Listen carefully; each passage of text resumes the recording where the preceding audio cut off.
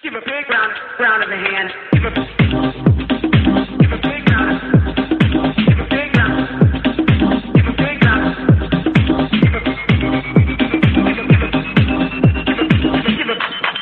Give a big round of the hand. Give a big round.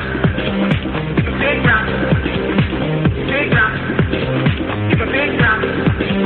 Give a big. We could have homes on separate coasts, go dive in Greece with squids. Could have been so bleeping rich, but instead we had kids. They won't smile for a photo, they won't eat the food we choose. That's why we're heading to the parents' lounge to drown ourselves in booze. Every day we're more exhausted, we haven't slept in years.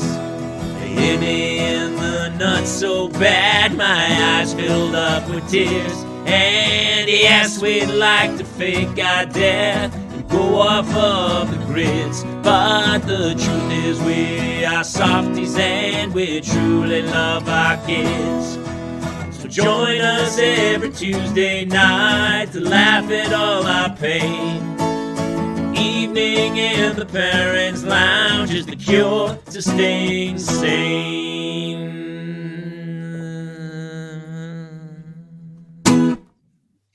Welcome to a very special edition of the Parents Lounge. Jamie Kaler, Justin Ruppel, Jason Gowan, and our wonderful guest tonight, Jeff Belanger, is joining us. Jeff, I don't even want to fool around at the top. Let's just do this. We were chatting beforehand.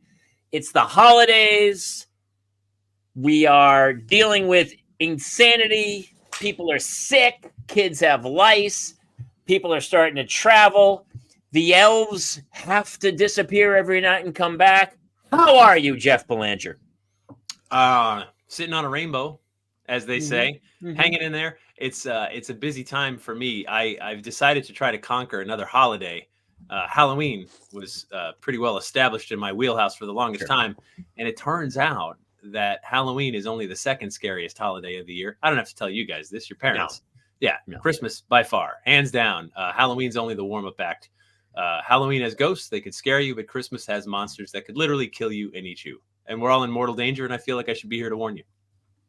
Honestly, and that's why we asked you to come, because we're all in serious danger, obviously. Jeff, you wrote a book about this, correct? Yes, and we are going to talk about it. What? Mm-hmm. Oh, there it is. Look at that. If you didn't know me, you'd be impressed, Listen, right? Danny Elfman and Tim Burton knew this a long time ago. Yeah. With The Nightmare Before Christmas. It's all connected. There's a lot of lying happening. There's a lot of deceit. And all of a sudden, people disappear. They vanish and they're gone, and they're never heard from again. That's probably, I imagine Justin's just been a victim of Krampus. There's no other explanation that's even remotely logical. Is that what happens? What's Krampus's deal? Can you tell us? Sure. So he might just be on my sweater. Mm-hmm. There he is. So he's a monster, the Christmas devil. He's covered in fur. He's got horns. He's got a long forked tongue. He's wrapped in chains so you can hear him coming. And he's going to show up on December 5th. And he's going to snatch up all the naughty children of the world, stuff them into a sack, bring them back to his mountain lair, kill them. So come December 6th, which is St. Nicholas Day, St. Nicholas is free to bring presents to all the good girls and boys because that's all that's left. So he only takes bad kids. Yeah, you're safe if you're good. And you're probably sitting there pretty smug right now, I'm guessing, because you're looking at the calendar and you're like, oh, it was last week. I survived. But there's another one coming. Yeah. Wait, what? Well, you can't get them all in one. You can't catch them all in one net. You gotta. You take a couple of additions. Let me ask you. Here's the tricky part. What's the cutoff line for naughty and nice? Because I mean, it's all semantics, but it is I feel very like I specific. danced that line pretty closely. I mean, Ruppel's gone. He's gonna get eaten. Yeah, done. Yeah. It's a moving target, to be sure. And there's a lot of gray area in this, and I think there's a lot of parental judgment that weighs in on where the line is. So. And I get it. Krampus is a little dastardly for some people. You don't want to talk about your children like, oh, that, you're going to be safe in your warm bed. And then this monster's going to yank you from it, drag you to a mountain lair and kill you. Like that could be a little much. But there's other creatures, too, that are bring it down a notch, like Belschnickel, right, from Germany. He'll show up anytime before Christmas. He's covered in patchwork of furs. His face is covered in soot. Got a switch of sticks. and he'll come to your house and he'll ask the parents, like, Jamie, any naughty kids here? And you'd be like, well, this one's been pretty good, but that one not so much. And then Belschnickel takes him out back, whips him with the sticks, and then there's a chance to get right and still get some presents for Christmas. That's So right. I've left. Nickel gets style points. I'm not gonna lie to you. I've left the front door open for like a couple weeks, and he hasn't come yet. But I have He two has to monsters. ask you, Jamie. He was very clear. Yeah, this is invite. This is an invite thing. I have to invite her. I get invited. Each community, each village would have their own Belschnickel. So this year could be my turn to wear the patchwork of furs and show up at your home and beat your children. And next year it could be your turn to be the Belschnickel, and you can come to my home and beat my child, which I think is sort of beautiful, really. And honestly, it's way more fun than being Santa. I would love to be Belschnickel. I mean, there should do instead of elf on a shelf, we should do Belschnickel on a dill pickle. Oh, dill pickle's better. Dill pickle actually almost fits. Then we could write a book, and then instead of this like, oh, we love you, you're a good kid, you're gonna have a wonderful Christmas, we should really turn, because kids today are soft. We'll get into that later. I got some stuff going on for sure. But kids are soft, and they need to be told about the horrors of life early so that they can learn. And I think Belschnickel, taking them out in the old backyard and giving them a good old what for, Richard Pryor with the switch, might set them on the right path. You'll learn quickly. And also too, these monsters are coming back. They were lying and hiding for many decades. See, Cheryl gets it. Cheryl understands what's happening. It started with Krampus, of course, because the dude got a movie deal in 2015. Once you get a movie deal, you're blowing up, right? It's tough to compete with that. When you get your own movie, as you know, like that's that. Your ship he has a following, and all of a sudden he's got sponsorship deals. You know, Krampus sells ruffles and a lot of flavored water, something like that. Yeah, you're on your way, and so Krampus is absolutely on his way. And then, but other monsters are coming too. I don't know. Did you see Christmas Chronicles 2 on Netflix with Goldie Hawn and Kurt Russell? I haven't watched that one yet. I saw the first one, but we did not watch the second one. Part 2. It's a fun family movie to watch with the kids. However, the antagonist, the bad guy in the movie, wears this black leather jacket. He's got long black hair, and he is called Belschnickel. So he also is now getting movie deals. It's crazy because I was in an acting class with him in the early 90s, Belschnickel, because I just remember a guy in a black leather jacket with longish hair. Does he have like an Eastern European accent? Yes, he's from Austria, Germany. Yeah, of course. That's very much him. And he was wonderful on stage. Like he was very good, but argumentative. And the teacher would try to give him notes. He'd be like, "No, I know it." He knew what he was doing all the time and stuff. But it's good to see he went on to a good career. Yeah, he made something of himself. Also, if you're a fan of The Office, as I am, Dwight Schrute brings it up. Yeah, Dwight Schrute dressed up as the Belschnickel in the Dwight Christmas episode. He's like Santa, only bad, as Jim Halpert said. So it's great. When they start making it into pop culture references, like they're at your door any minute. Like you're almost there. I met Krampus 2 weeks ago.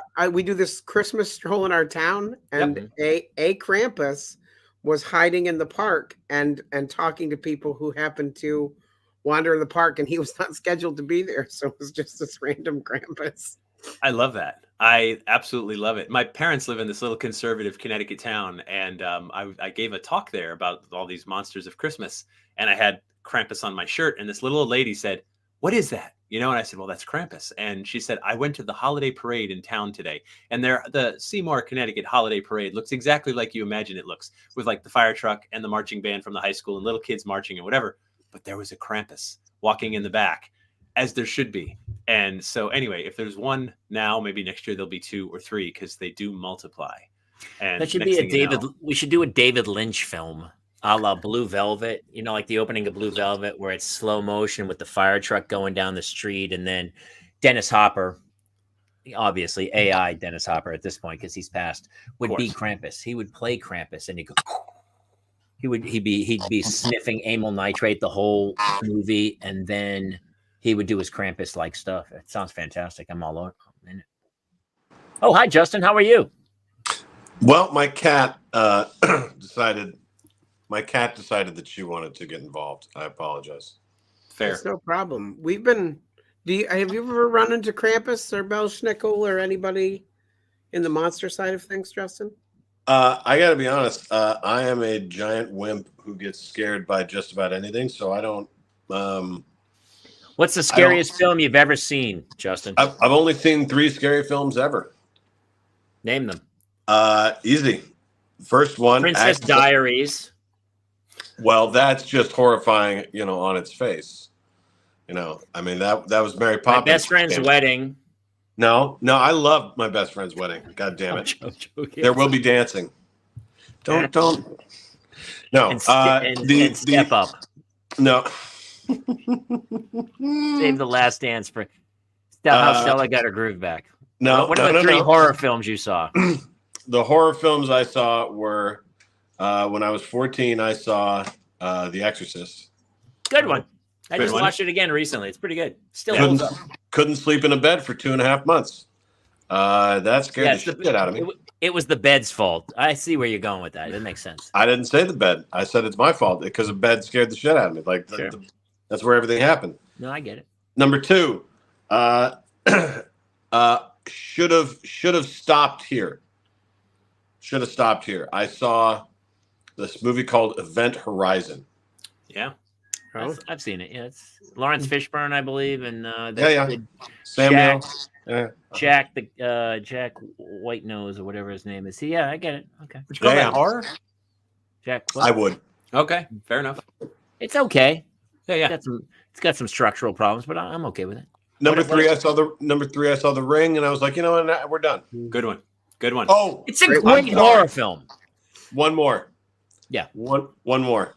And this was I forgot about this one. I forget to tell this story because I hate remembering it. Mm-hmm. I had this friend who was like a really sophisticated kid, and he called me one night and he was like, "Hey man, I got these tickets to go see this found footage film that this college kid put together at the UW campus." And this is before the internet had got big, and so I was like, "Found footage?" And he's like, yeah, it's this documentary, and it's only us and 40 other people who get to see this movie. So we went to this tiny little theater, and we watched a movie that didn't have a title and didn't have anything else on it. And all of a sudden, halfway through, I'm pissing myself because, come to find out later on, they released this movie, called it The Blair Witch Project. You guys, if you don't know that that's a movie, if you think that that's a found footage documentary, Yeah. Mm-hmm. that's enough I don't, it's enough. I tried watching that like a couple months ago. I had it on DVD, and I'm like, you know what? It does not hold up. Like even a student film would be better shot than that. It didn't hold up even then. Yeah, it is literally both of you. It's 93 minutes of like blah blah blah, and then a dude yes, Jeff, yes, and then a dude standing in the corner. We're like, I guess terrible. I remember seeing a found footage film, a documentary about a rock band. It was in the early 80s, and it was called Spinal Tap. And everyone was like, "Hey, man, this band documentary is fantastic." And I was like, "It's fake, that's not a fake band." And did you really believe that was found footage? Yeah. Okay. And you grew up sheltered, and that's you got your Hollywood's going to put out a snuff film. Makes sense. Yeah. Well, they still. Yeah. Let me tell you something. Go back and look. All right, boys. Sure. At this time, this was 2000, before 2001. Mm-hmm. So it was the beginning of guerrilla movie marketing. And so what they did before anything was, back then there was those commercials where they were starting to film people coming out of movie theaters going, "Hey, so how was it in there?" And they're like, I really liked it. And so this marketing company came out and were like, all right, what if we market this movie as this shit's real? And we get a whole bunch of, like little theaters to watch it. And then the people coming out will just be like, I'm going to vomit. Like, this is the most horrifying shit I've ever heard in my life. And that's what they did. If you go back and look, the reason that movie was so successful was the marketing. It's a crap film. Yeah. Dude. It's not a film. Okay, so I would say that is the zeitgeist film for the future, a harbinger of the doom that is to come, because, yes, it is absolutely the most brilliantly, I would argue, one of the most brilliantly marketed films of all time, because it's not good. It's the same. So all of a sudden, other people were like, yeah, why am I creating something of value? Why don't I just create an absolute piece of crap and then market the sweet Jesus out of it? And TikTok. Wait, Wrong. Am I wrong? God damn it. You're wrong again. What are you doing to me? Are you like, here, it's like 6 months, 6 months now. Is it like you're intentionally trying to do this? I just saw, I saw some woman's site. She's like, pick up school mom. And her content is absolute crap, but she has huge breasts. And every shot of her in the car line is just her giant knockers and her like rambling, blah, blah, blah. And she has a ton of followers. It's all about life is marketing. Life has nothing to do with content. Life is about, can you market this? Yes. Yes, I agree. Yes. Okay, let's get back to monsters. Now I'm depressed. What happens? What happens? What happens? Yes. Go with me on this. If you have a good product, a good service, and good marketing, right? And you have that's called Barbie. Right. Okay. So when that happens, you continue to try to make something. You don't just go, well, what's the point in making something good? You know that with the right chemistry, it could be even bigger than the girl with the boobs in the line. I kind of followed that. Let's get back to our guest, Jeff Belanger. Yes. Jeff, what other Christmas themed monsters are we missing out on? Like, I've kind of heard of Belschnickel. Krampus is obviously on the rise. Who else should we be looking out for? So Iceland gives us the most dastardly and dangerous of all the monsters in the Grilla. She's a mountain ogre, a troll that lives up in the hills, and she comes down around the winter solstice. And unlike Krampus, or Belschnickel for that matter, who's looking for naughty kids, Grilla doesn't discriminate so much. Any kid will do. Good, bad, indifferent makes no difference. You get stuck outside in the cold and the dark, she'll scoop you up, bring you back to her mountain lair, cut you up into her stew, cook you, and eat you. And you've got that to look forward to. Now, is this Bjork you're talking about? It feels like you're talking about Bjork. Because I know Iceland and I love the sugar cubes, and I know Bjork, I believe, eats children. I want to eat your children. I believe. Run up to the mountain. Every song of hers sounds like she's eating children. Am I crazy, or is that just? Dude, I'm so glad. I'm so glad the girls aren't here to hear me do that impression, or to hear you say that. They love her so much. I hate her. I am Bjork. Would you like to eat children with me? They are delicious, and I like to put seasoning on them. Myself and Krampus. So the thing about Iceland, if you've been, Jamie, that around the winter solstice, there's only about 4 hours of daylight in Reykjavik. And so if you go further north, there's less. So there's so much darkness that this is the time of year that the monsters come down from the mountains and kind of reclaim what's theirs. When Iceland was first settled, there were no people there. There was an ice sheet that retreated, and then it was trolls and monsters and imps and fairies. Europeans get there, they build towns, villages, and cities, and all those creatures had to go up into the hills. And then in the winter solstice, they come down. So there's the Grilla is in charge. But they must be cold. Do they get cold up there at all? Are they impervious to the cold? Not when you eat children. It's very fattening. So they get the body fat up. It's like Alive when they started cannibalism. It makes a lot of sense. They crashed in the Andes and then ate other people. Here's what's crazy about Iceland, and this is absolute insanity. I was in Trader Joe's the other day, and they have just like Iceland. You're not going to believe this. This is nuts. So I like Noosa. I like a good Greek yogurt, but apparently there's an Icelandic yogurt. Have you heard of this? What's it called? Skier. It's very creamy. I enjoyed it very much. I got it at Trader Joe's. It was cheap and it was delicious. And I think from now on, Icelandic yogurt might be my yogurt of choice. Gentlemen, Then I've got bad news for you. Oh, Jesus. So the Grilla is in charge of 13 Yule lads. I don't want And this at one all. by one, they each show up. In fact, today, December 12th, is the sheep coat clod. He comes first, and he's going to take a stick and poke your sheep. So if you're not watching your sheep right now, like, what are you doing? Right? I mean, Mine are right here. I got them all four. they're in danger. Yeah. Yes, Jason. Okay. What happens if we don't have sheep?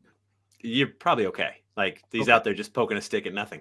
But tomorrow is the Gully Gawk, and he steals your cow's milk. So if you're not watching your cows, what are you doing? Right. Let me just get just really quick. I'm trying to keep scorecard. I got a Gully Guck. What is this one? That he comes for your milk. But later on, in a few days, What was the Der Schneedel? What was the first one? The first one was the sheep coat clod. Sheep coat clod. He's gonna But there was something else earlier we talked about. Bender Yeah. Schnickel? Krampus, Belschnickel. Belschnickel, Yeah. Belschnickel. Grilla, right? Is that right? Belschnickel. So anyway, the concern you should have, Jamie, is that one of the Yule lads is called the Skier Gobbler, and he will steal your skier. He's going to show up for 2 weeks, and he's going to steal all of it. So eat it while you can, is what I'm telling you. Okay. I got a lot of skier. I mean, I've got plenty I could share if the gobbler. Yeah. I mean, by the way, gobbler. I know. mean, it's all in his name. He's like, so he doesn't even sit back and enjoy it. It's not like he goes, oh, skier, let me have a nice aperitif. Amuse bouche, and then some skier. He just gobbles it. He just goes right after it. Straight All up, right. gobbles it down. All right, I'm starting to pick up on a theme, Jeff, and pardon me if you already went over this and I didn't catch because my cat knocked everything out. Did you do the history on all of these, and then is all of two-part question? Yeah, there's a book. Yes, the book. Yeah. It's all in there. Actually, can you show that one more time? Because while he talks, I want to Yes. Okay. The question I was having is, it sounds like, and you can, I'm not giving away anything. No, it's fine. I didn't invent any of these. No, I know. But it sounds to me like that all of these legends were created to keep children alive. Yes. Well done. Well done, Justin. You win. You get to keep children alive. That's what you win. So there's the inherent moral with all of them is be good, stay safe, come inside during the winter solstice. Don't go outside. Don't wander off. There's monsters out there that could kill you.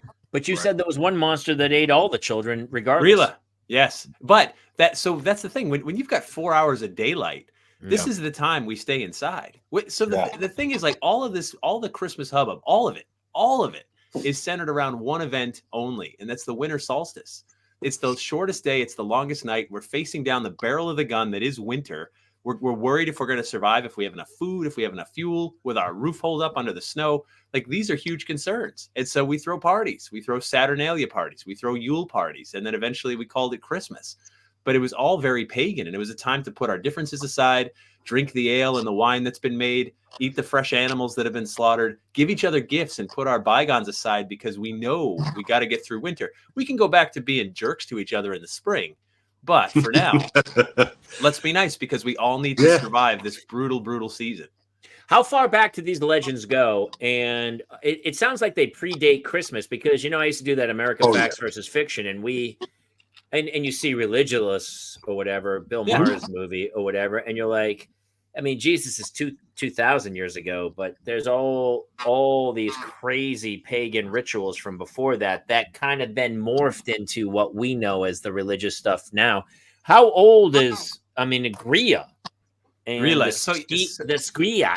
I can't say that. Grilla only goes back to so Iceland. There were no people on Iceland until like the year 900 to 1000. Is that and let me ask you this, because this is an old legend, but they called it Iceland to keep people away from it, because Iceland's nice and Greenland is covered in ice. Was that the deal? Yeah, that's one of the folkloric legends of why they called it that. But there's plenty of ice in Iceland. Especially in the winter, but yeah. So all these festivals, these traditions, predate Christianity. The one thing we know for certain, if you believe the Bible, is that Jesus was not born December 25th. That we can be sure of. That's for sure. Yeah, we knew that. But the reason December 25th is the date is because the Emperor Constantine in Rome was trying to unify Romans under one God.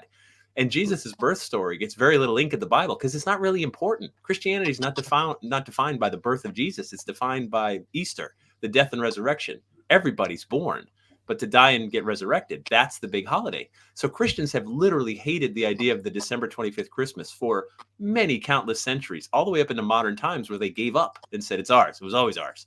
But the reality is every time you put up a tree, a wreath, you give a gift, you drink eggnog, you light a Yule log, you go caroling, you are carrying on traditions that have nothing in the world to do with Christianity.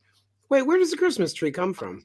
Germany. It's so and the Nordic region. So picture this, right? You look out your window centuries ago and you see that winter kills everything. It kills the flowers, it kills the grass, it kills the ponds and the lakes. They're frozen solid. It kills the trees. They're naked and skeletal. But there's one tree that winter can't kill, the evergreen. And you say, well, wait a minute, there must be something special about this tree. So you take those prickly branches and you put them over your doors and windows because you hear this shrieking sound in winter that you don't hear in the spring or the summer or fall. Maybe it's the wind whipping through trees, or maybe it's the shrieking cries of spirits that are being chased down by the Norse god Odin, who's flying through the sky with his big white beard on a horse with 8 legs, 8 white beard flying. I don't know. That could be important later. I'm not sure. But you put these things up to protect yourself, to keep the spirits outside and keep yourself safe. And when we're out there on a hunt, if we're lucky enough to get a deer or an elk, we pull the entrails out and we drape them around an evergreen as an offering to this mighty, powerful tree for 2 reasons. One, it's an offering to the sacred tree, but also other animals can sort of pick it clean and they too can survive the winter. So next time you're stringing popcorn and cranberries on your Christmas tree, you're carrying on a tradition that goes back to what it was actually entrails. If you want to have a traditional Christmas this year, get yourself some deer guts, pop them around the tree, and when people walk in and go, "Dear God, what is that awful smell?" you can tell them that is an authentic traditional Christmas. Shut your hole. See, Jeff, I was already doing that, so Then you're ahead of us. No, you're not even ahead of us. You're way back. Jeff, that is so interesting. Really I love this so much. This is the great stuff. This is really. It's so interesting to me because I love history, and to go back every ritual we have comes from something else. So where originally was Krampus from? Krampus was from Austria and Germany, and he lived in the mountains. Probably in like the 500-600s. You was there a purpose to tell the kids not to go out at night, or always? Yeah, always dude. Other than danger, I guess probably not. Hi, can I be in class? Hi. Hey, dude, where all this stuff comes from, I'm noticing a pattern. Mm-hmm. Cold places, meaning the animals are the only animals that are out are starving, right? They are like if you got any that are out of hibernation or whatever, they're like, oh shit, time to eat. So like, you got kids, you guys have kids, you up to, Jeff, I didn't ask if you do. Just one. Just one. But I'd imagine, if 4 hours of the day is all you get of light, that means there's still another 6 hours of their energy bopping around that you have to be like, I want to go outside, I want to go outside, and you're like, nope, Krampus. Okay, right. And you get really good at telling the story, because if your kid goes out there and dies from exposure, does it make a difference if it was Krampus or Grilla that killed your kid, or the elements? What's the difference? Bingo. So this is so interesting, and it kind of leads into some of the parenting stuff we've been dealing with this week, because there in the Inuit tribes, there's a crazy monster that lives in the ocean, and so they teach the kids not to go near the ocean. This monster will reach out, grab you, and eat you. But really, what they're teaching the kids is don't go near the ocean because it'll kill you. Like, especially in the winter. Yeah, exactly. And so what you're saying is exactly right. These fairy tales have been created to kind of scare children in a way, to save their lives in a way. Yep, absolutely. And I feel like we're going the opposite direction in life, because now I posted something today. I said something negative at my kid's soccer game this weekend, and the ref lit me up. He came over. It was crazy, dude. We're playing this game.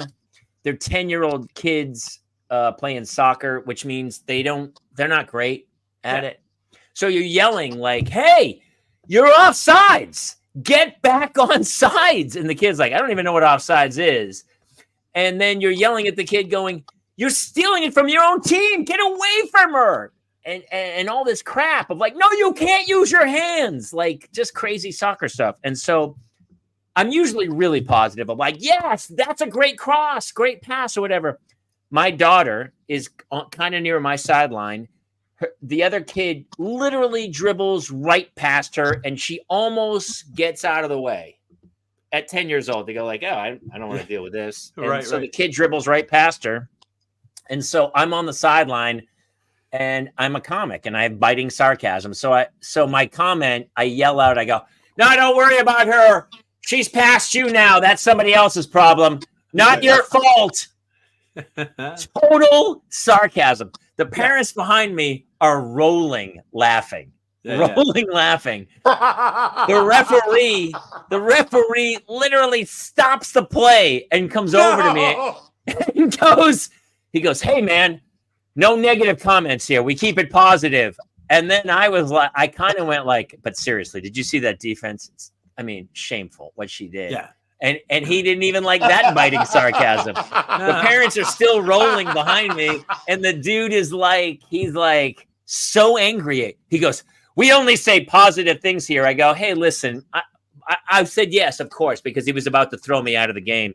But in the back of my head, I'm like, are we at the stage where you can't tell kids anything negative for the fear that they're going to feel like, "Oh my gosh, I feel depressed and sad because somebody just said something mean to me." I'm like, what kind of, and then we send them out into the world and they go for a job application. The guy's like, "This resume is shit. You are underqualified." And they're like, "I'm sorry, but you're really hurting my brand right now." I mean, what are we doing? What if you were on the sideline? Wait. What if you're on the sideline, Jamie? You're dressed like that. You got the whole Krampus getup on. And you don't say a word. You're just hitting the switch of sticks in your hand. Whack, whack, whack, whack. And they just see that. That's just present. No negative comments are being said. No positive comments are being said. Your presence is enough. It's enough to warn. You know what I mean? Yeah. It would be great. But, all right. Well, here again, Jamie, I'm not a parent. Forewarning. Again, before I say, honestly, I love you. I honestly, every week we fight and we spar, but I love your input because it's the voice of reason from me 10 years ago before I had kids. So yes, what is happening? 2 minutes. Just give me like 1 minute. 1 minute. Back in the day, I mean, for like thousands of years, just like you said, you had to have like legends and tell kids, "Don't do this. You're going to fall and hurt yourself or get killed by the beasts," right? And that was the case up until the Industrial Revolution, and we found oil. When we found oil, all of a sudden we were like, wait a second, we can put plastic on our kids. We can put bouncing protective stuff on them, and infant mortality and teenage mortality went plummeting down. Everything went way down. All of a sudden, like even like the gym stuff went from metal to plastic. Everything went much safer.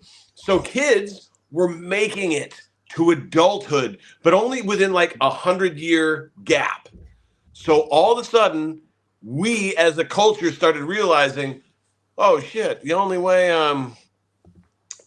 these kids are gonna die is if they off themselves, because we eliminated with technology like 85-90% of the stuff that kills them. We've stopped culling the herd is what you're saying. Yes. Yeah, so like now, as humans do, we're like, we fixed all these problems. The only thing we have left is if they feel bad enough about themselves, the number one thing that's killing kids is like themselves. Yes. And so then, also, Jeff, is this why Krampus and these guys are coming back? Because absolutely right. So these are coming back. It's not up to me. It's not up to Hollywood, right? We are collectively bringing them back because we need the dark side of this holiday. It was always there. And the other part of it too is that, I mean, I'm a paranormal guy. I'm known for Halloween, right? And then as I was hanging my Christmas wreath years ago and it fell and I was like furious about the whole thing and my fingers were numb and cold and so on. that Andy Williams song jumped in my head. There'll be scary ghost stories and tales of the glories of Christmases long, long ago. And I'm like, Yes. wait a minute, what was Andy Williams talking about? Like, I didn't have scary ghost stories. That's at an Christmas interesting. growing up. Yeah, thank you. Same. For that. I've always wondered that because you hear that line, but and that never was a thing we did. It was a thing you did. You just you it's so omnipresent, you gloss right over it. It was in all of your homes every single year. It's called A Christmas Carol by Charles Dickens. I was just, God damn it! Wow. I wanted to look smart. I was again gonna be like, yeah, no, you nailed it. That's exactly So that it. story, though, if you think about it, that defines how you're supposed to. Charles Dickens invented Christmas. It's fair to say. Absolutely. It was not a thing. It was not a big deal whatsoever. Is that right? Yeah, Christmas was literally, you had to work, you had to go to school, there was no days off. Charles Dickens brought that story to it was huge in England when it came out. It sold like crazy, and all of a sudden Christmas started to become a thing, and the feeling of it, give to charity and whatever. But to me, the real message of that story is that it's the story of Ebenezer Scrooge, and Scrooge has to go down to a dark, frightening place in order to make a change. I don't know of anybody who can wake up one morning and go, you know what, I should eat better. I should be healthier. I'm just going to start doing that now. Maybe that person exists. I've never met them.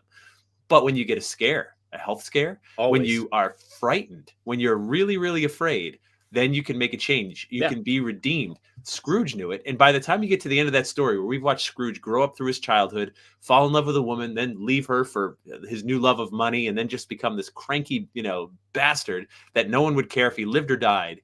Once he goes through that whole transformation and gets to the end of the story and wakes up Christmas morning and says, oh my God, I'm going to send a turkey to Bob Cratchit. I'm going to give to charity. I'm changing everything. My heart is lighter.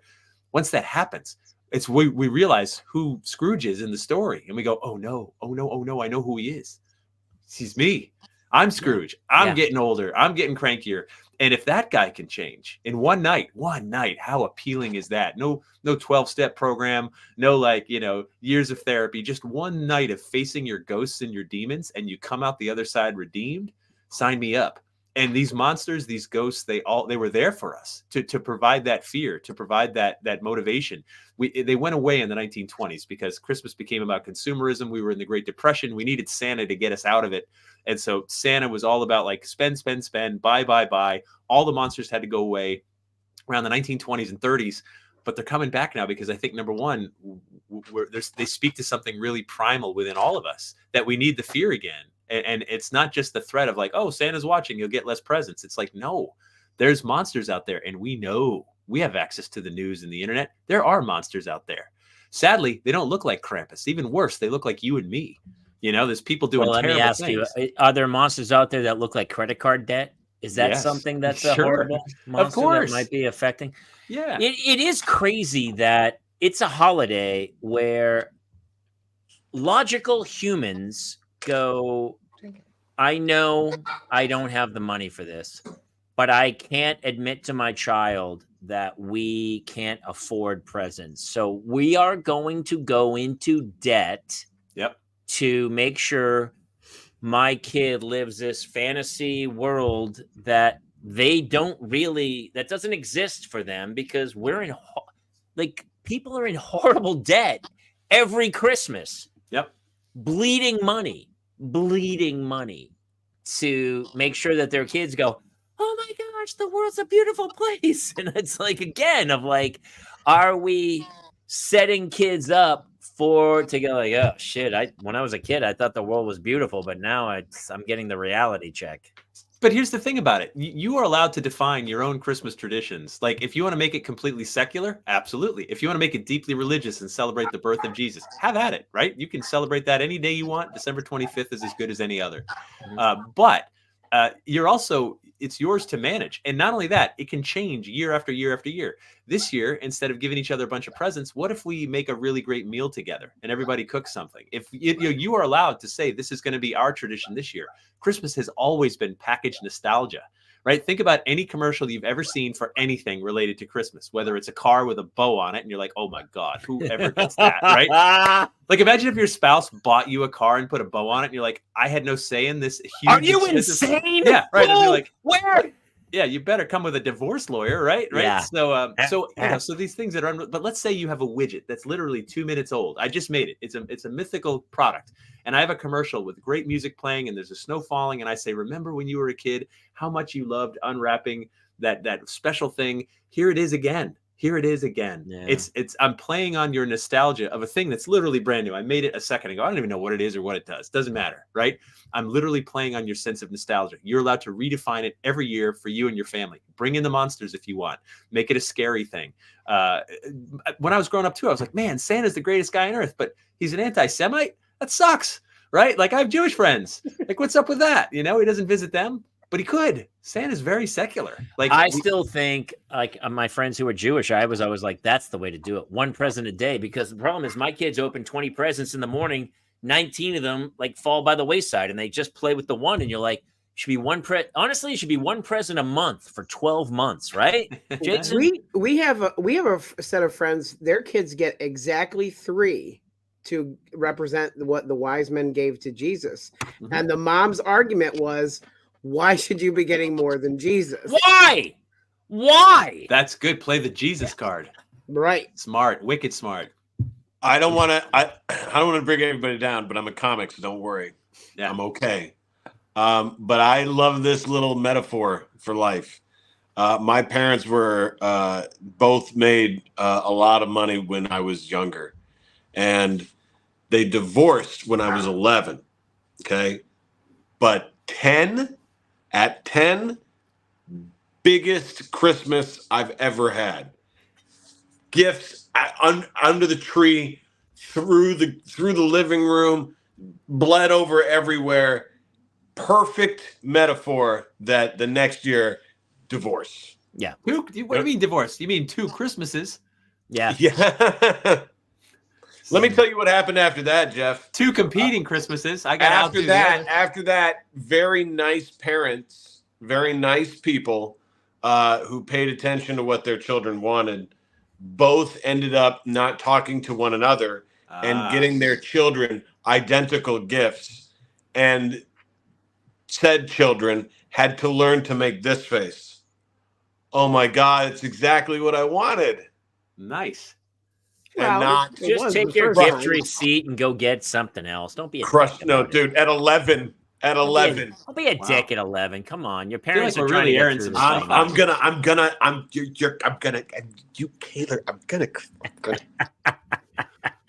Jeff, my parents. what are your traditions with your daughter? Like, are there things that you guys do that how have you molded Christmas in the Belanger household? So one of the things we try to do is I was for years I was doing all the decorating myself. I'm like, I've lived with a couple of Grinches, but I was like, I want your help with this because I want to put the lights out to illuminate our house so we can be a beacon, because that's the point of the light in the long dark night. And I want to put the evergreens up because we want to keep the bad spirits out. I want your help with that. Like, this will be a group effort. We always sponsor local kids, local families, and we shop for them that need toys. We give to charity. Each of us has to bake something for the family because we go see my parents and my wife's parents. So that's all part of it. And it's funny, when I was growing up, my mom loved to like spoil us with as many gifts as possible. However, my parents didn't have a whole lot of money. So literally some of my presents would be like, wow, green Jello. That's my favorite. Like a box of green Jello. You'd have 3 boxes of green Jello. So I'd have 20 presents to open, but some were socks. A couple of them were green Jello, which was my favorite. And then some were like Legos, and you're like, wow, so there was like functional, and can we make green Jello today? And so, she made do. And I love that. And now that my parents aren't poor, they're trying like hell to spoil the grandkids. And I'm just like, my kid only asks for like 5 or 6 things, and I got to spread that between 2 sets of grandparents and her parents and my sister and, and stuff like that. And so she's just not greedy. So I'm just like, how can we do this, that we can sort of make it work for everybody? Because my mom's love language is giving gifts and spending money. All right. And that's not ours per se. Like we can show our affection other ways. And so great observation about that, Jeff. Thank you for pointing it out, because that's a really tough problem, isn't it? Because like there are some people who are like, listen, I have a repeating dream of somebody giving me a gift that they really wanted to give me and me not liking the gift. And then them seeing the shame and sadness on their face, like a literal repeating dream, because I hate that feeling of somebody trying to share something with you and then them going, and then you going, yeah, that's trash, whatever that thing is. Yeah. That's like as close to somebody's heart as you're going to get. Right. It's that gift giving thing. So one of the things I'm grateful about is like with my buddies, my adult friends, like in our friend group, you wouldn't dare get me a gift. Oh my God. Like, and I wouldn't dare get you one. There's no way you could offend any one of us any more than if I was like, Jason, here, I got you this. You'd be like, are you kidding me? We go to the bar. Each of us buys a round. We're done. Right? Like, that's how this works. Right? Your round, my round, his round, and we're good. We eat some wings and whatever. We split the bill. Merry Christmas. Love you guys. Don't you dare get me anything. Don't even get me a card. Right? The gift is that I don't have to go through trouble for you, and you don't have to go through trouble for me. Like, just your friendship is all I need. And we stick to it. Here's my daughter's Christmas list. Nice. Is that itemized? 30 items. Sweet. Is green Jello on there? No, I don't think so. Get some. It's everybody loves green A Jello. Zara Barbie backpack, Barbie Dreamhouse Lego set, Squishville holder you put on the wall, a big kitty corn squishmallow, a trampoline, a puppy, new fabric, a motorcycle. Yeah. She literally asked for a motorcycle. The Hannah or Claire? This is Hannah. A scooter, a sewing machine, lizard cages, a camera drone, a safe. She's asked for a safe. I know what she's getting. A giant box of disappointment. A safe. A light up snow globe. Deluxe squishy ball lab. Deluxe bubble dough lab. Magic potion science. Pink wheel brights. Lumi Pets Cat. Make a fox friend. Hatchimals. Air dry clay. Posca pens. Squishvilles pack. Cat croc charms. Crystals. Easy rollers. Lara lip gloss Lalo. Mini brands fashion. Glitter glue. 30. That is 30 items. Wow. So you gotta dole some out to grandparents, and then you just get her this empty box, and you say, That's just one kid. To play devil's advocate, because apparently that's my job in life to you, is my parents told me back when I was a kid, they're like, hey, I would give them a list of 3 things, because that's all I really wanted. I'd be like, these 1, 2, or 3 things. And my parents would go, no. Give me like 10 things so that I can pick what they are. You're not going to get all of them, but I want to pick what is so that you're surprised. You know, this is embarrassing. She's not getting all 30 gifts, right, Jamie? No, God, no. She may, knowing my wife. This is Claire's list. Another puppy. Can you get one for both? Now, here's what's funny. They keep asking for a puppy. We have a dog. We have a 20-year-old puggle in the backyard who lives like a hobo back there who's like, will no one give me love? I begged the kids to take the dog out. They're like, he's disgusting and old. And I'm like, the last time I was at Jamie's house, the dog actually asked me to mercy kill him. He's like, please. He keeps trying to hurl himself into the pool to drown himself. Jason, I don't speak dog, but he went, kill me. Kill me. I'm the only one who takes care of the dog. They keep every morning like, hey, can we get a puppy? I go, you don't even take. You don't take that dog out, and they go, it's cold. And I go, what am I going to get you a fucking puppy? What are you crazy? Because a puppy is just adorable. They'll spend more time with it. Yeah, the puggle represents Ebenezer at the death. By the way, real quick, they said he's old and disgusting, and his skin's like paper, and he eats his own poop. And I go, hey, what's going to happen to me when I'm old? Who's going to take care of me? Are you going to take care of me? You're going in the home. Nobody. You're going in the home. So I feel like he's going to end up at my house. Everybody says that. Everybody says that to me. They're like, yeah. So you're going to go without kids? Who's going to take care of you? Huh? Who's going to take care of you when you're old? And I'm like, let me ask, hold on. Let me look around. How many of the people I know whose kids take care of them? Like 10%. Yeah. It's like an investment in in like a You know who's going to take care of you? Yourself, because you're going to have a shit ton of money to spend on yourself. Can I read Claire's list? Because this is this is the first time I've read it, by the way. My wife had texted me this. 24 karat gold doubloons. Number 1, puppy. Number 2, Roblox gift card. By the way, she does not have Roblox yet. she's been begging me for Roblox. So she wants a Roblox gift card, even though That's she has happening Roblox. here too. What the She fuck wants is a- a Roblox? I don't know. Roblox is a game show. It's She wants, like Minecraft and The Sims had a baby. Yeah.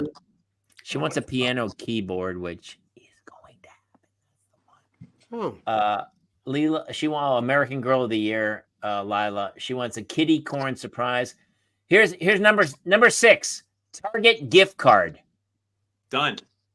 practical. She's like, you know what? Listen, I can't even trust you to get me anything. Just give me the money. I will take care of it. Diary of a Wimpy Kid, Barbie sweatshirt, Candyland, Lego, Harry Potter, Friends, Ocelot, Squishmallow. There's more. It's just. The I'm animal? sorry. I'm A sorry lot you of had to listen to this. Squishmallows. But Yeah, those by are the way, big. I love the Target gift card of like, listen, just give me a gift card. I'll do it myself. Yeah. I'm okay. How old is your daughter now, Jeff? She's 16. She just started driving. Licensed to drive. So what does she ask for at this level? Like what does a 16-year-old girl 16-year-old girl's list look like? She loves vinyl records. So she's got an Oh. actual record player. So she's into a couple of artists. She wants their vinyl, and like that ain't cheap. You know, when you want the 12-inch vinyl, like you're looking at like $40-50 for Have new you artists. explained to her that there's no difference? You can it's really the sound is the same. She already has Spotify, but she loves the art, and we put them up on her walls, and she loves the. Oh. I love the art. Now, You see, could that get I like. you could just get the cover without the album and be. Yeah, Yeah. I agree. The artwork of albums is magnificent. Jeff, So- was music big for you growing up? Are you a musician? Oh yeah, for sure. I grew up around music too. So my uncle was the tour bus driver for Buddy Rich. Holy shit. Yeah, so I was like, you know, like Buddy Rich was backing up Tony Bennett and Frank Sinatra, and Yeah. you know, my family's backstage watching this guy with just the hands blurring, you know, Yeah, greatest drummer of all time. All Yeah. time. pretty All time. much. Yeah. All So time. I was around that growing up, and then I thought the music was sort of boring because I was pretty young. Sure. But I got into rock and roll and stuff. But later on, when he was on the Muppets, when Buddy Rich was on the Muppets, I was like, now I'm impressed. Yeah. When he had the jam with Animal, I'm like, okay, now I'm listening. Now I'm paying attention. There's that video of him where he starts doom, doom, doom, Yeah. doom, doom, doom, doom, doom, doom, doom, doom, doom, doom, doom, doom, doom, and he goes from 0 to 1,000,000. Yeah. And then brings it back down, and you're like, it's like jaw dropping. Yeah. what he was does. amazing. And was amazing. not the kindest man, which I don't think No. is any secret. No, Wait, did enough- weird. did- So wait, did you're saying a musician was not cool? Yeah. I think Turns so. out he did enough blow to kill Robin Williams 7 times. That could be. If you made 3 mistakes in the band, you were out. Like in one night, if you made 3 missed notes or whatever, like you're gone. With the exception of like 1 or 2 players that could do no wrong. But yeah, he was pretty rough. But at the same time, like I didn't know. I just thought like, okay, so some people had heard of him. But so I sort of grew up around that. And then Tony Bennett hung out with my parents one night at a show, and he just kept asking questions about my parents, and my parents were like, wow, why does he care? But he was just happy to talk to normal people. Yeah. You know, just happy to just like not talk about himself. And He always seemed like a cool cat, man. they said he was the greatest. And then when Sinatra walked in, they only saw him from a distance. They're like, everyone was like, do not make eye contact with him. Don't approach him. Don't just keep your face, looking elsewhere. And so they did, because they don't want to cause trouble for anybody. And so they never really met Sinatra, but they said Tony Bennett was a sweetheart. That's awesome, dude. Yeah. That's really funny. Dude, this whole Christmas thing, how is this not a huge movie already? I mean, your book alone with all the little monsters and stuff feels like such a great. I don't know that they're that little, Jamie. Some of them are pretty No. big. Well, They're working big. on it. I mean, but honestly, the it really fucking Christmas, it feels like such a good horror film. I mean, agree. every now and then there's a crazy horror film where Santa Claus goes through a mine and kills everybody. What about Violent Night with David Harbour last year? Yeah. Yeah. And so what I love about that movie, my daughter and I loved it. We were high-fiving the whole time. We watched it again like a week or 2 ago. And what I love about it, and this is what you have to do with a Christmas movie, you can get as weird as you want. You can make Santa literally slaughter dozens of people, bad guys. And he did, right? I love the movie. But it still has to hit those heartstrings. It still has to hit The nostalgia. Where it has to make people go, I still love Christmas at the end of the story. One line, and I'm not giving it away because if you pay attention at all, you'll literally know it's coming before it actually happens. But this little girl looks at this bloodied Santa who's been killing all the bad guys and helping out around this horrible catastrophe for her family, and he's just like, "Thanks for believing in me," and you're just like, "Oh," it gets you, and it's coming, right? You're like, I didn't even write the movie and I didn't see it before, but I know that line is next, and it's so predictable. That's and it's like, and then it hits and you're like, it's perfect. No notes. I love it. Right. Like you absolutely one of my faves is Bad Santa. Yeah, of course. Where you're like, he's a horrible, horrible person. And for some reason you root for him. It's just so well done. Because that's the thing about Christmas is that it's inherent in us to root for the underdog. It's inherent in us to try to find the good in anything when it comes to that holiday. Yeah. And it's within us to try to change and want to change ourselves, especially because you be the change you want to see. Right. So if we can remind ourselves to give to charity and to help our neighbors and to be a kinder person and to be a better dad and whatever it is we got to do, right, that it's this reset that happens every year, right? Solstice. It's a landmark. It's literally it's a mile marker on the highway where you're just like, birthdays, New Year, Christmas. You're like, this is an opportunity to sort of reset, and that's what the holiday's always been about. It was always a steam valve. It was a way for society to go a little crazy. And think about this. I don't know if any of you have ever had like a real job that pays you like a holiday bonus. I'm not familiar with what you're saying. I had one decades ago. Yeah, they're weird. But so the thing about like a holiday bonus is mid-December comes, and if your bonus is big enough, you forget about all the abuse you endured for 11 months, and you're just like, I'll be back in January.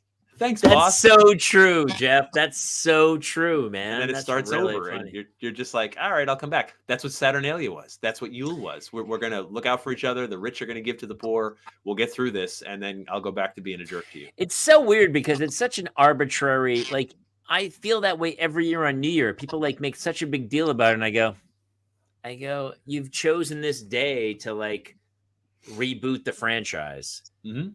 But why not August 3rd?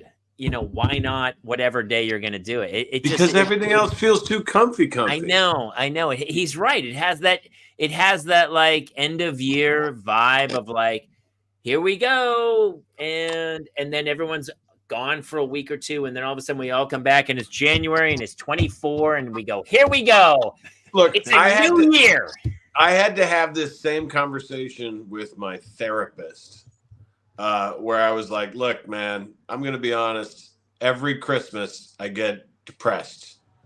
I don't like it. And he was like, well, notice any patterns, what do you do? And I was like, and I mentioned memories, but then I was like, interestingly enough, the food has more butter. The meals have more servings. There are desserts encouraged. The weather is colder, so you want to put on fat, right? And a lot of the reasons I don't feel great or get depressed is I look and I'm like, man, every year I'm looking, I'm like, God damn it, I'm not fitting in my clothes. I'm eating this food. I'm all this.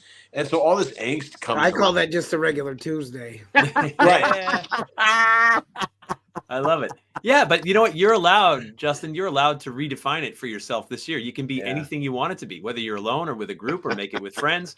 Like that's on you. Like of course it is. You're stuck in some tradition where you're like, but it's hard to go like, you know what? Of course. I'm going to take a few weeks off from drinking. And everyone's like, you mean the 3 weeks before Christmas? What are you, crazy? There's not a chance in hell you're making it through. And there's the reason for the dates. And that's the reason for the like on January 1st. Yeah. Because then you're like, then you can have the justification, be like, I'll do it till. And Jeff, to thank you and bringing it up is that, look, the best desserts I like are the ones that my mom used to make. Of course. And the time she had to make them were the time that she had off for Christmas. So those were the cookies and the desserts. And so if you want me to feel any form of nostalgia at all, you're going to have to get me that kind of food that she made back then when my metabolism could take it. So look, there's a saying, like when you're trying to eat well or drink less or whatever, if you pop a tire on your car, you don't go slash the other three. So pick your battles, right? If you have too much one night of whatever, like you popped a tire. So the next day, don't be like, who cares now? Just be like, drive on the 3, get the donut on that one, and you'll be all right. Don't. So many people make the mistake of like, well, it's Christmas, I'm slashing all the tires, right? I'm going nowhere. I don't care. I'll just get so fat this car isn't going to roll anyway. If you pop a tire, just, Yeah, but you refill the tires the first week of January, brother. It's going to be fine. Don't worry about it. I love the way your brain works, Jeff. I love the way your brain works. Hey, I have a question, Jeff. And this, I have my own opinion about this whole thing. Do you have a Christmas that you remember for some reason standing out? I have a couple of Christmases that are my favorite Christmases. Yeah. What's your favorite Christmas memory that you have of a whole season of like, oh my God, you're not going to believe what happened this year? Yeah, I was probably about 7. And in my little house, both sets of grandparents and my uncle were all there. Never happened because they lived far away.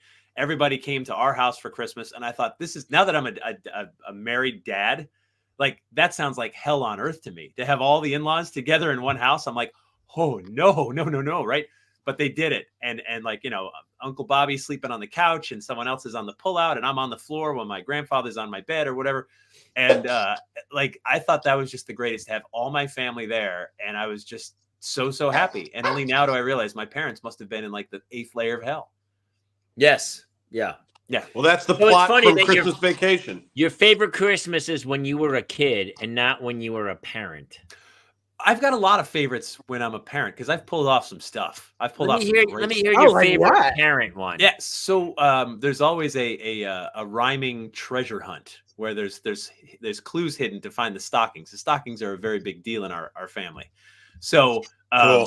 So the adults have the stocking. And then there'll be a note to the 2 grandkids. My sister only has 1 kid. I only have 1 kid. So that's it. There's only 2 grandkids. Not a big family. And so it would be like, dear Henry and Sophie, it's, you've been good kids all year. And then it rhymes. And then it's just like, look where, grandma does the washing. And then you go in and then there's another clue in the washing machine. And then they go downstairs. I run them up and down all over the house, right? Oh, that's so great, dude. Yeah, I make sure my the dad clues used are to do that. Dude, hey, that should be your next book. Your book should be the same way that woman wrote Elf on the Shelf and she created a tradition. Yeah. You should create the treasure map tradition of Christmas where because listen, parents love traditions. We don't like putting the work into it. So if you actually like go page 1, here's the first, you could create this whole season of treasure maps. Yeah. We did it at Easter too, so it became a thing. Like these rhyming. I love stuff like that, but I just don't have. I'm not smart. I've never heard anything like that for my dad. My dad used to do that. He would do it for Easter because he'd only give us one little thing on Easter. Yeah, and so it would be the rhyming, and my sister and I would run around the house. It's a very smart, innovative way to get your kids to, because then honestly, I don't remember what I got, but I loved the scavengering. Yeah, well, I try to tell my kids all the time. I go, they want to open their presents right away, and I go, the anticipation is the real joy in life. Yeah. It's Jerry Seinfeld has the best. He has a bit about being next in line at the bank. You don't want to be at the teller. You want to be the next in line because the feeling of it, of like everyone's lined up behind you and you go, I'm next. There's an odd feeling of anticipation of like, this is all coming. Nothing's ever going to live up to this moment. It's never going to be as good as it is now. I'm totally paraphrasing his bit, but it's all about that moment of it. And I try to tell my kids that, and they're just like, no, open it. I want to open it now. I go, for me, I was always the opposite. I wanted to open it later. Everything was like, I love that feeling. But yeah. Do you remember Gary Larson, the cartoonist? Yes, of course. The Far Side. Yeah. I was like addicted to his books as a kid, and it was like the rule of comedy that one of them was there was a big chunk in the middle of his book that was like, Here are all the ones I changed or got thrown out or were rejected. Too dark or too whatever. And he taught me a lesson of comedy and life in one frame. Yeah. It's the one where he goes, all right, so this is the original one I sent off to the editors. And it was in a kitchen, and all the chefs, I'm sorry, all the chefs have the lobster on one of those little release cushions above a boiling pot of water and a little target next to him because they're doing the carnival thing where they're throwing a ball to release them into the pot. Uh-huh.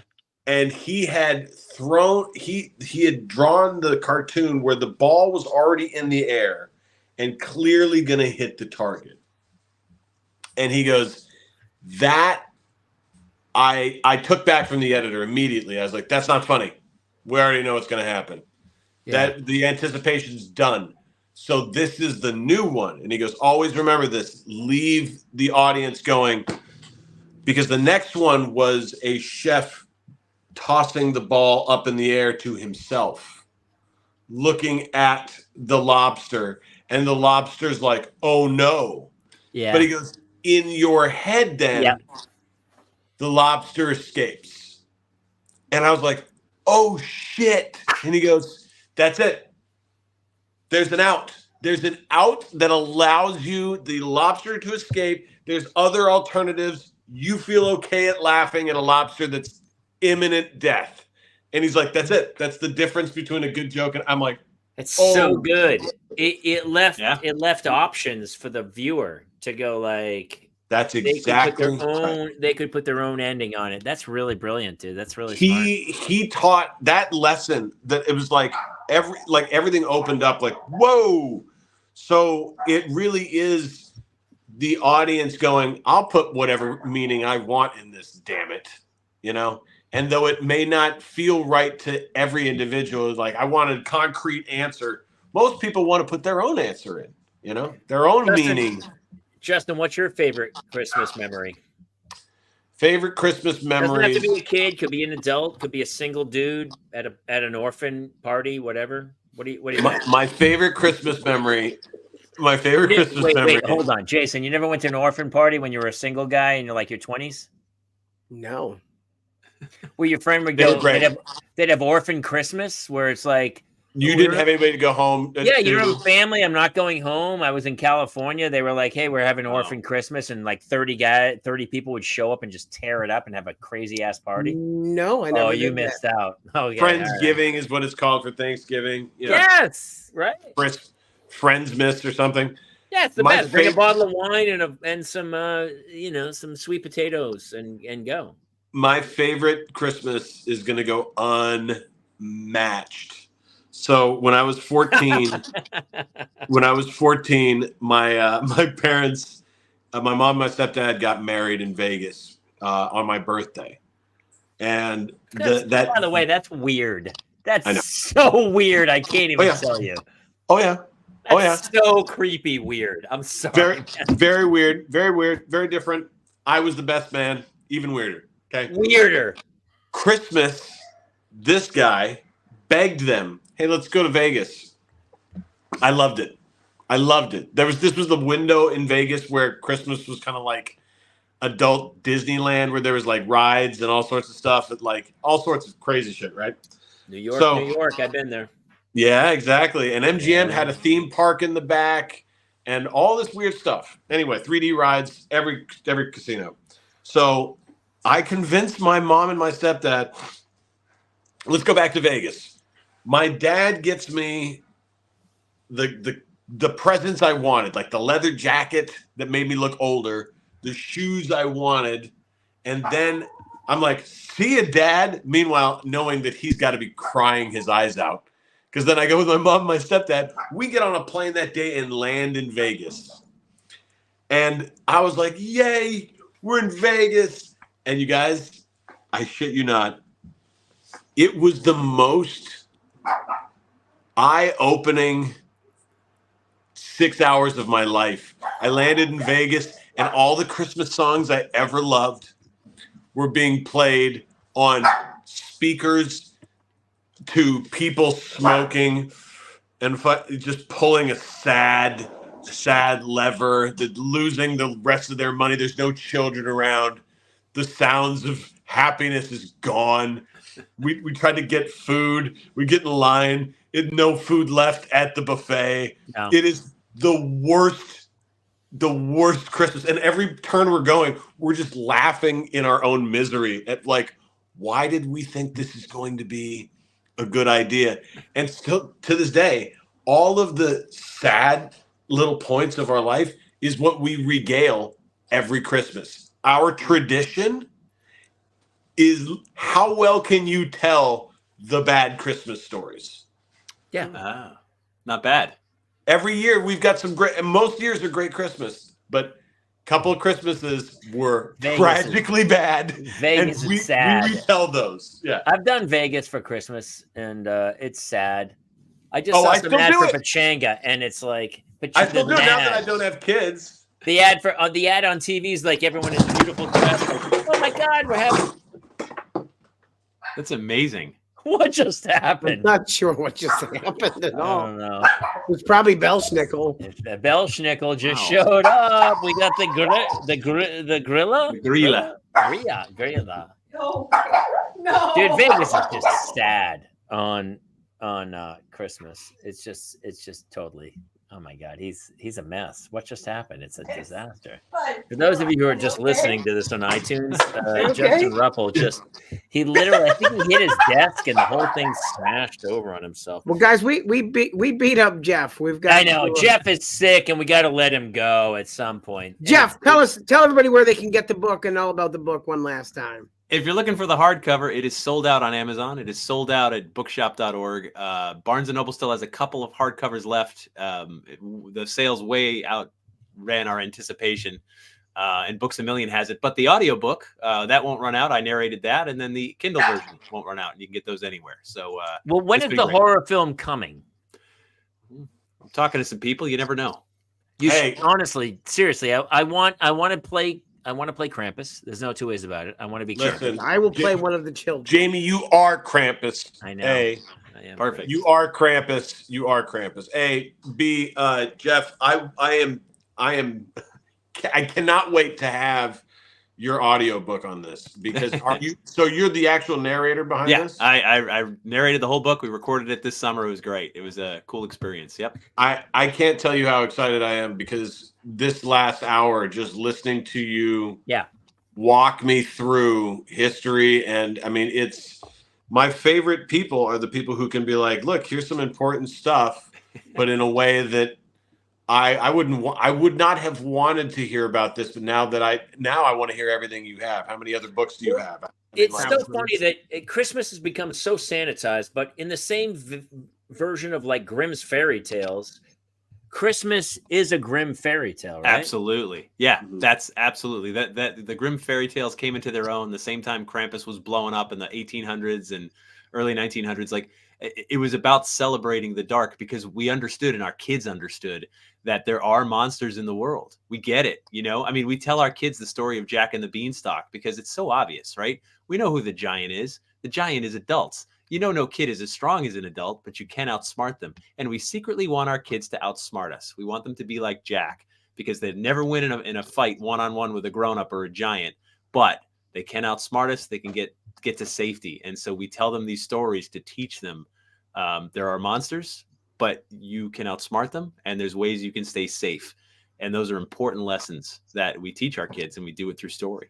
How do we turn Christmas around to make it more of a, precautionary tale than this? Just I'm doing my part, Jamie. What more can I do? I mean, the book is, Jamie's doing his part. He's yelling at the kids, you know?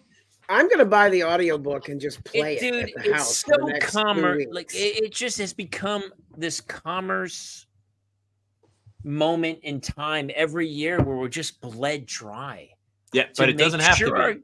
I know. So it's so great to have you to talk about it. It's just like, can you fix my kids? If I send my kids to you for like 2 weeks, can you fix them for Christmas? I'll do it the Belschnickel way, but yes, I don't even need 2 weeks. I can do it in probably like 10 minutes. You know, you just whip them until they're good. So funny, Jeff. You just need a stranger to come in completely covered in furs and soot and holding a group of sticks, and that alone really sends a message. And then once they start getting hit, my goodness, all bets are off. They're like, I don't need the puppy anymore. They wouldn't even take care of their other dog. Yeah. Jason, you want to chime in and talk about bring Jeff out of this whole thing and talk about it? Jeff, where else can we find you beside your book? Where else can people find what you're up to? So my website, jeffbelanger.com. I'm on a story tour right now. I'm just wrapping up the Christmas stories. It's a one-man show. It's been great. I've been doing it all around New England. And then, in 2024, I'll be doing more of that. And my podcast, New England Legends, that's been pretty big. Been doing that every week for 6 years. And it's just wherever you find your podcasts, you can find my stuff. And then, of course, Ghost Adventures. If you're into that, I've been the writer and researcher for every episode since episode 1.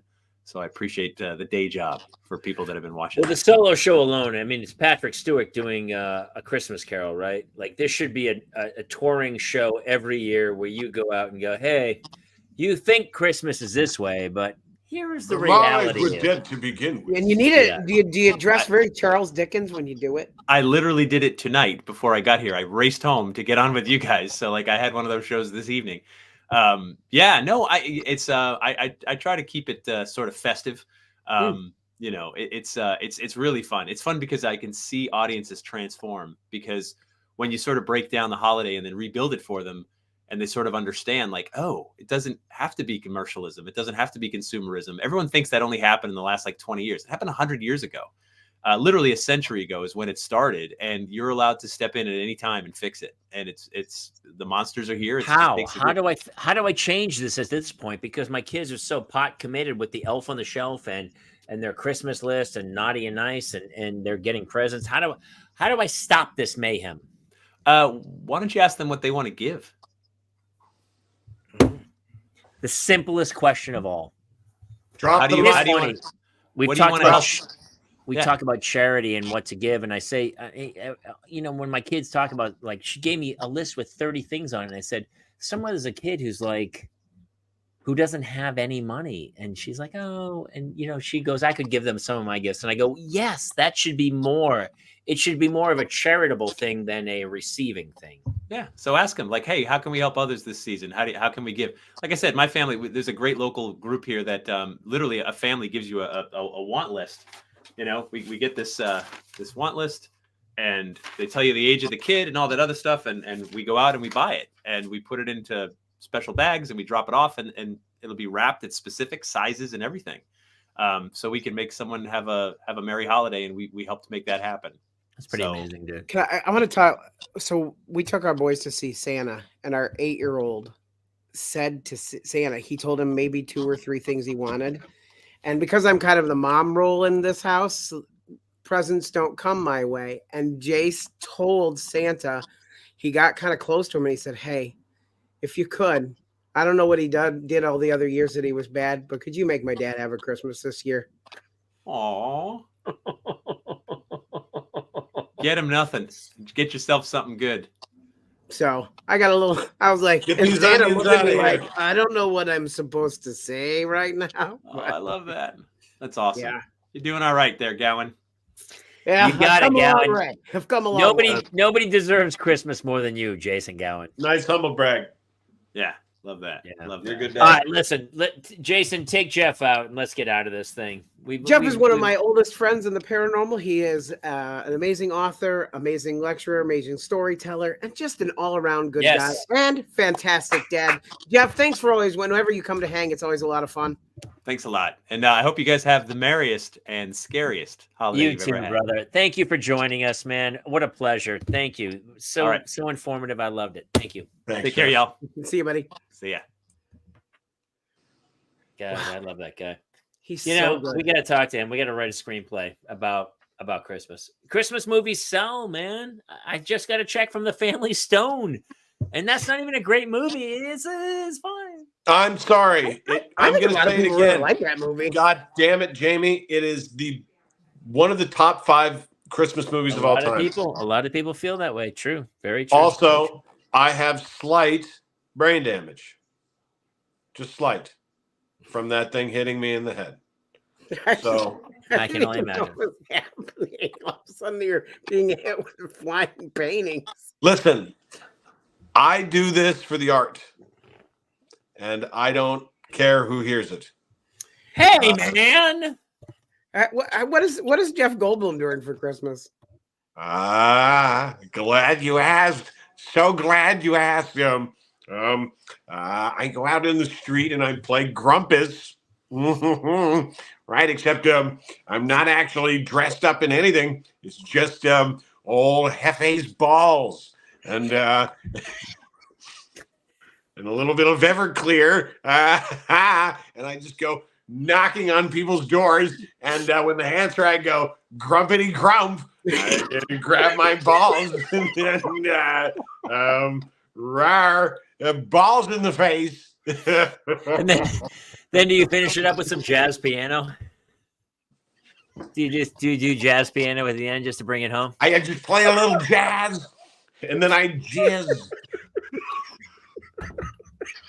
You do jizz piano? I didn't know you played jizz piano. That sounds fantastic. Very much. They're playing, done, not similar to jazz, except with jazz piano, you only play white keys. No black keys in jizz piano. That's absolutely true. That's true. Very true. Very true. Very true. Shit. It can get a little. Hey, jizz piano can get a little sticky. You gotta get. It can be tricky. Sometimes those keys get a little stiff. They get little stiff. Yeah, they won't. Right. They don't bounce back. I can tell you that about the jizz. Yeah, the they do jizz bounce keys. back. And just give them a minute and let them charge up again. Yes. I'm dreaming of a white Christmas. Yes. Very much so. Yeah. All right, I apologize to it. I don't apologize to anybody. This was the greatest show I've ever been a part of. Much like the ones I used to know. He did know. He knew many. He knew many. And just With the treetops glistening. They glisten. You'd have to see it from above. Be weird. You're in a helicopter looking at trees. But I mean, otherwise, I don't know how you'd see them from the top. Here.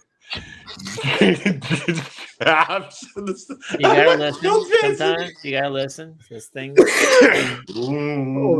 I'm This is so deep into the audio podcast. If somebody made it this far, they earned it. They got here, and they are here, and there's no two ways about it. I never told anyone my two favorite Christmases. Jason, did you? I don't know. Should we just wrap it, or should I tell the Christmas? Whatever you want. We don't. Here's what's sad. My two favorite Christmases in my entire life, my kids weren't involved whatsoever. Wow. Is that pathetic? No. One time I was working at O'Brien's and I was supposed to fly home for Christmas. Oh, I know this story. I was flying home for Christmas and I got on the plane and the flight attendant stood up and she goes, "Hey, if anyone wants to give up their seat, we'll give them $1,200 in a voucher right this second." And it was a fight to get to the front of the plane as fast as possible. And I got off the plane, got $1,200 in a voucher. And I was back at O'Brien's, the bar that I worked at, in within an hour. And then I sat with a bunch of friends and drank and had the greatest night of my life. It was so much fun.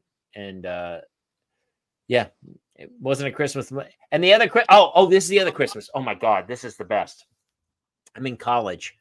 And I'm at BU, and this whole semester, I really liked this girl. I'm not going to say her name, but I really liked her. And we kept having those moments of is this going to happen? It's not going to happen. It's not going to happen. And then Christmas break happened, and we were all cut for Christmas break, and Boston got buried in a snowstorm. And so my parents I couldn't get home to New Hampshire from Boston. And so I ended up staying in my dorm for an extra night. And it was one of those, it was like a Waitress's song where she's alone and then she goes to the supermarket, and I go to the local pub for a drink with my friends on the night we should have all been gone home for Christmas. And I run into the one girl who I had been madly crushing on and she was like, hey, and I go, hey, and it was a good Christmas. And then it was a really Your good nostalgia Christmas. is very different. It was so good. I really liked her. Oh, you remember those times when you were like Yes. 19 You're gonna get years graphic. old, and Jason, not Jason, what was graphic at all. yours? It was just like heart pumping. Oh, Yes. Jason, what do you got? My favorite Christmas was probably the first one after Melissa and I got together, and I had come off like 3 or 4 years of like divorce Christmases, which was so Christmases for me were just a miserable. My grandma had passed, and like she was Christmas. And so the first year that I was with Melissa and Jace he was 10 months old. And Christmas Eve, I actually sat down and Martin Short used to do a Dr. Seuss Cat in the Hat like Christmas special. And we sat down with the little guy and we watched this Christmas, and I held him and he like snuggled up next to me and he's watching this Dr. Seuss Christmas. And Melissa made these eyes at me that I haven't seen anybody do other than Justin. Nobody else in my life has looked at me that way. And it was the most magical, like, this is where I belong moment. And to me, that sticks out as my number one. Very nice. Oh, you're a sweet guy, man. Well, it's the prednisone talking.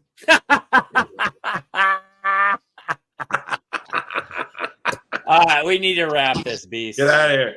I gotta go put kids to bed. All right, listen, everybody. Thank you so much. Have a wonderful Christmas. I'll be home for Jizmas.